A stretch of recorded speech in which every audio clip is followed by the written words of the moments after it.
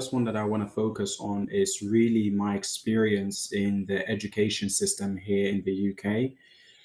It really brings to mind a very beautiful piece of advice that my mentor gave me, which was that, Mohan, if you tell a lie long enough, it becomes a truth. If you tell a truth long enough, it becomes a culture. And if you practice that culture long enough, it becomes a tradition. And I feel that somewhat I've grown up in a society where there are a lot of things that we've accepted without questioning. And one of them being that we must follow Dharma without really questioning what Dharma really means. So, therefore, and especially this is something that was indoctrinated into me, encouraged in me when I was in school. There wasn't really much opportunity, facility, resources to be able to ask questions. And those that I was asking questions were not so deep in their understanding.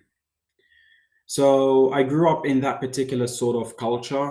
I grew up in that particular sort of environment, and an environment in which greediness was something that was also a lot encouraged. And I understood from a very young age that these are not my qualities, to be greedy, to be selfish, to exploit, to use things in order for my own benefit. So I used to question a lot. When I was in school, I used to question a lot, and it got me into a lot of trouble because I wasn't really quite fulfilled and satisfied with the answers. And as a result of it, I used to get into a lot of trouble. And those troubles made me really feel like, is there something wrong with me? But I really like actually what makes you different makes you dangerous in today's society. So yes, I was a bit different in school. I had a lot of questions, and it wasn't about algebra or English or maths. It was about, who am I? Why am I here? Where is my destination in life? Others? How is it that I can support others? How is it that I can also encourage others on their journey? And really explore these questions in depth, then a lot of people experience what I used to experience, which was spiritual suicide. So that's the first one. That was me growing up in school, and school triggered a lot for me. The other one is that I grew up in a very toxic environment.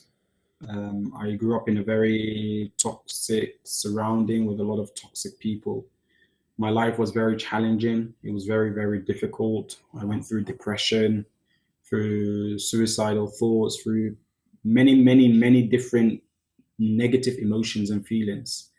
And so therefore, growing up in such environments and in such surroundings, I was really attempting to make sense of my life, to make sense of what was happening to me, and to make sense of how Bhagavan actually fitted into the whole equation. Actually, sometimes we think life happens to us, but as I have come to discover, life doesn't really happen to us, but it happens for us in order for us to come closer to Bhagavan. Because from a young age, wishing that I had a very beautiful life, the material world was really exposed to me, and how much suffering there can really be in this world. How much decline there is in selflessness. Rather, there's a lot of selfishness. So that was another thing. And I realized that people do the best that they can with what they can, or people do the best that they can with the knowledge that they have.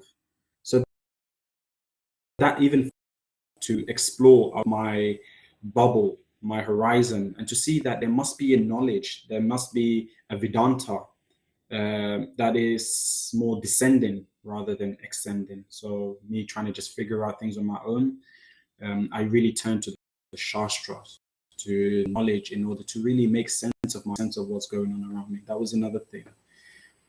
And career was the last thing.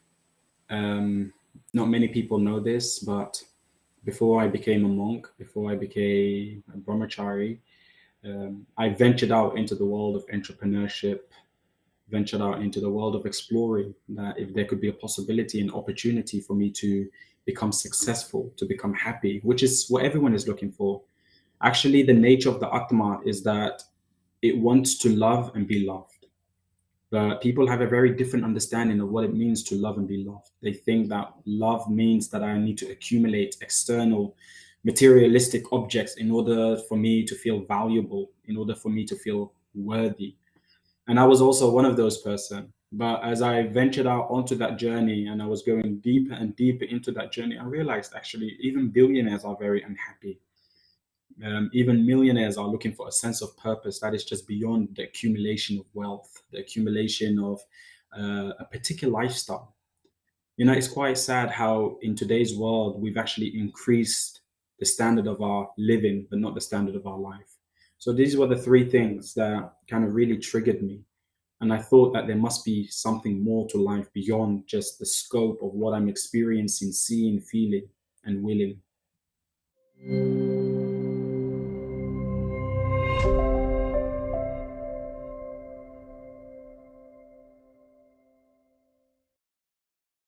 Please remember to subscribe to us and switch on the notifications for this channel.